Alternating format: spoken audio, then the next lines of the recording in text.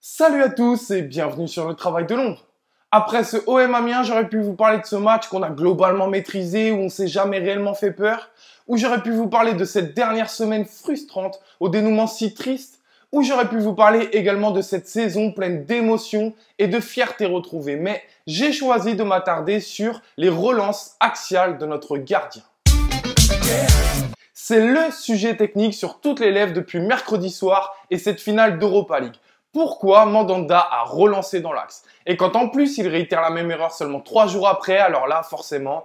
Donc penchons-nous là-dessus pour mon analyse. D'abord, est-ce nouveau? Non, c'est quelque chose qui a été mis en place dès l'arrivée de Rudy Garcia, cette volonté de jouer, de repartir de derrière, de jouer court en s'appuyant sur son gardien de but. Et puis de toute façon, on n'a pas les attaquants pour gagner les duels sur ces longs ballons. Je le disais donc, c'est quelque chose qui a été mis en place dès l'arrivée de Rudy Garcia et donc dès le début de saison. Et on peut le voir sur ce match amical face à Fenerbahçe qui date du mois de juillet. Pelé, en recevant le ballon ici, pourrait décider d'allonger, sachant que 3 joueurs adverses font un pressing intéressant. Mais non, il décide de jouer court avec Sertic. Là encore, lorsque Sertic reçoit le ballon, le pressing et le positionnement adverse pour lui couper les lignes de passe pourraient lui faire prendre la décision de se dégager. Mais non, les consignes sont claires, la volonté de cette équipe est de jouer, quitte à prendre davantage de risques, donc il choisit cette passe sur Cabella dans l'axe. Autre séquence, cette fois-ci lors du match face à Rennes. Rappelez-vous, on les avait joués par 2 fois, en championnat et en coupe, et leur pressing avec un bloc très haut nous avait mis en difficulté. Pourtant, à aucun moment on n'a voulu changer notre style de jeu. Regardez sur ce 6 mètres. Malgré un bloc adverse haut et des lignes de passe très bien coupées, Mandanda n'envisage pas de dégager et choisit de jouer sur Rolando. Khazri va alors se précipiter sur Rolando et le forcer à rejouer avec son gardien. Et une nouvelle fois, quand beaucoup dégageraient, Steve insiste encore en tentant cette passe sur le portugais même si c'est complètement raté. Notre choix est donc clair, entre l'assurance et la prise de risque pour jouer, notre volonté est de jouer et ça, quelles que soient les circonstances et le score. Pour en revenir au match à Amiens, regardez à la 20e minute, il y a pourtant 2-0 et nos principes sont exactement les mêmes.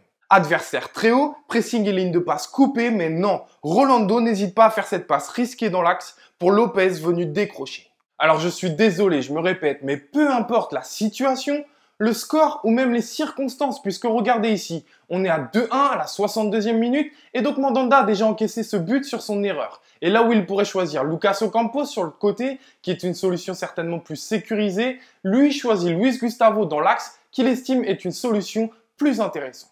Donc forcément, aujourd'hui, j'entendais oui, mais Mandanda, mais Pelé, c'est exactement pareil. Vous avez déjà oublié ce match retour face à Leipzig et cette relance? Ou encore celle-ci? Donc forcément, parfois, ces prises de risque nous font commettre des erreurs. Des erreurs sans conséquence, comme ici face à Lille. Des erreurs qui coûtent cher, comme ici face à Amiens, mais que la victoire nous fera oublier. Et puis des erreurs qui coûtent très cher et qu'on aura du mal à effacer, comme celle-ci en finale d'Europa League.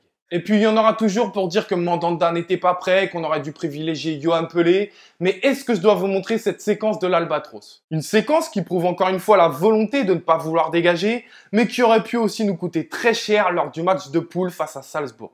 Alors, vouloir jouer ne veut pas dire forcément prendre des risques inutiles. Quoique, c'est bien cette audace, cette volonté de jouer qui nous a procuré tant de plaisir cette saison.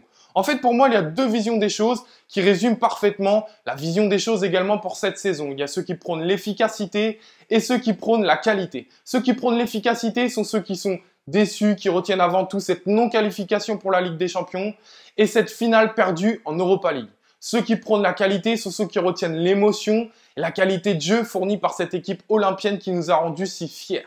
En fait, pour moi, à l'arrivée de Garcia, il a tout de suite tranché avec cette volonté de jouer, cette volonté de qualité.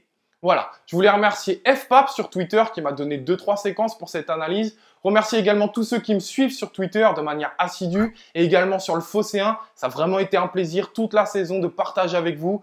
Et bien sûr, je voulais remercier le Phocéen qui m'a offert cette tribune pour mes analyses et pour m'exprimer. Voilà, je vous dis à très vite, je l'espère, et allez l'OM.